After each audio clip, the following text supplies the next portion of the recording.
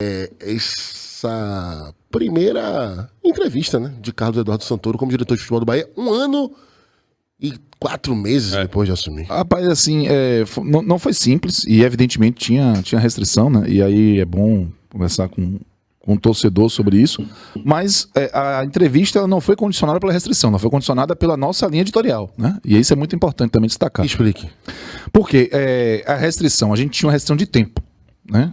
Depois de muito insistir, o Renato Guedeville, ele é uma figura assim que consegue fazer umas construções, umas pontes, a gente chama ele de nosso construtor de pontes.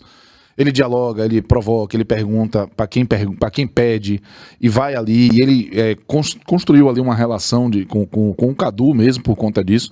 O Cadu, ele falou ao Renatinho que era nosso ouvinte e a gente já ficou oriçado. Ele falou, pô, o cara ouve, então... E aí o Felipe Costa, que é o novo diretor de comunicação do Bahia, não falo novo não, o cara chegou em setembro, mas é porque ele ainda não tem um nome que todo mundo conhece, talvez um rosto que todo mundo conheça. E ele também acabou assim sendo parceiro, mas existe um processo que é muito rigoroso, que é do grupo, né? É global. Eles falaram, se você for, pode buscar aí, nenhum diretor de clube falou fora do ambiente dos clubes. Nenhum. E a gente ficou naquela. Só que aí existe, e aí também eu percebi essa boa vontade, tanto no Felipe quanto no Cadu, e até em algumas camadas do Grupo City, dizer assim, ó, a cultura ela é um pouco diferente. E aí há uma busca para poder você ter a cultura global da empresa e ao mesmo tempo atender a cultura local, né, de ter esse contato mais próximo, essa coisa mais até calorosa, vamos dizer assim, de quem está à frente do clube com o torcedor, com a opinião pública, enfim. Então acho que foi meio que nesse bolo aí. Ele entendeu que era um ambiente que ia tratar de aspectos... Porque se eu chegar ali e começar a perguntar, e tal jogador vem, e por que tal jogador falhou? Eu acho que ia ter duas coisas. Primeiro, ia deixá-lo provavelmente numa situação difícil, porque muita coisa ele ia dizer, velho, não vou poder responder isso. Não vou poder responder se Gabigol vem. Que era todo mundo dizendo, pergunta se Gabigol vem. Pô, velho, primeiro que ele não ia poder responder. Eu não responderia se fosse ele. E outra coisa, a linha editorial do Futebol SA, e talvez tenha sido isso que tenha dito ele, ó, ele fez assim, eu topo falar no Futebol SA, a gente queria aproveitar um tempo muito curto, quem teria ali, porque era uma entrevista que tinha que ser 40 minutos, velho, rigorosamente. A gente queria aproveitar aquele tempo para trazer muito conceito, velho, trazer coisas que a gente não vê no dia a dia. Ninguém chega para dizer, olha, nós fazemos a recuperação de jogador dessa forma, o diagnóstico ele é unificado, global, o cara que veio do Fluminense para a divisão de base não foi para necessariamente logo identificar jogador, ele veio estabelecer processos na divisão de base para que a divisão de base possa ser melhor trabalhada e revelar jogador. Então tudo isso a gente só ia conseguir abordar no Futebol SA e era o que a gente queria abordar. Então assim, demorou muito tempo, porque desde que ele chegou, que a gente tenta, né? A gente sempre tenta fazer isso, mas eu acredito que teve muito assim, o mérito do Renatinho de fazer essa. O Renatinho é incansável, velho. Se ele fosse marcador, ia ser tipo o Preto marcando, velho. Um porre. E claro, a boa vontade do Cadu Santoro e do próprio Felipe, e eu vou agradecer também ao Grupo City, porque foi uma concessão. Porque eles pediram, inclusive, que a gente desse a linha de assuntos a serem abordados para que fosse aferida.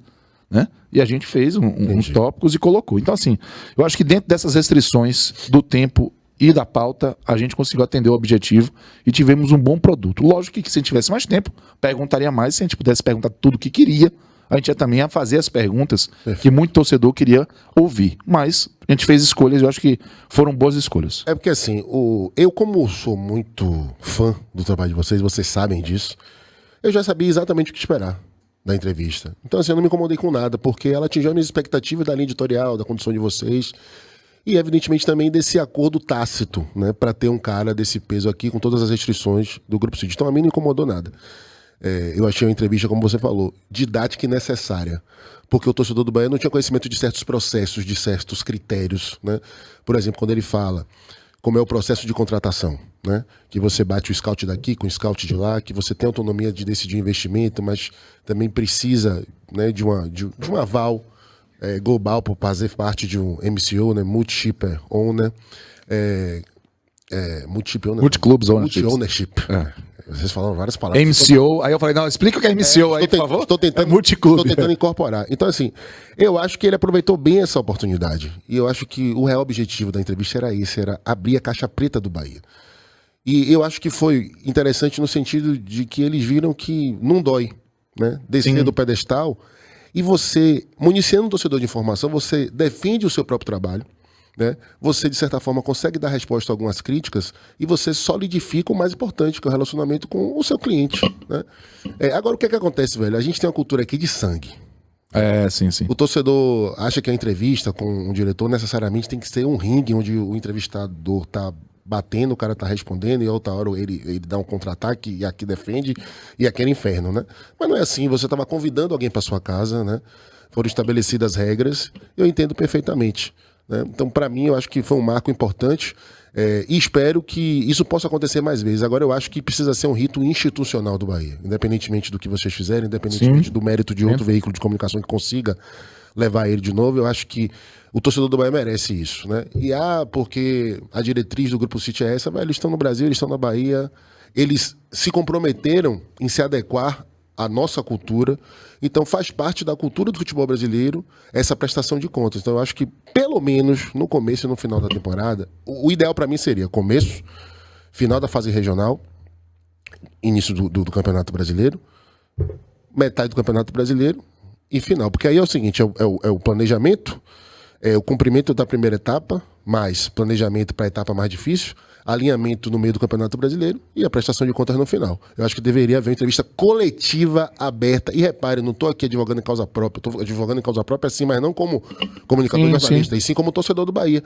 O torcedor merece essa entrevista sem filtros para as coisas ficarem claras e outra, para as expectativas serem dosadas, para você saber exatamente o que você pode cobrar. Isso que Cássio falou com relação à questão de entender a cultura local, de saber que é diferente, é de entender não só a cultura local, mas como consumidor daquele clube que você comprou. O torcedor do Bahia sempre prezou pelo quê? Pela democracia, pela transparência. Nos últimos anos, o torcedor do Bahia tinha isso, né? E, de repente, chega um grupo, compra o clube e diz assim, bom, agora eu vou trabalhar.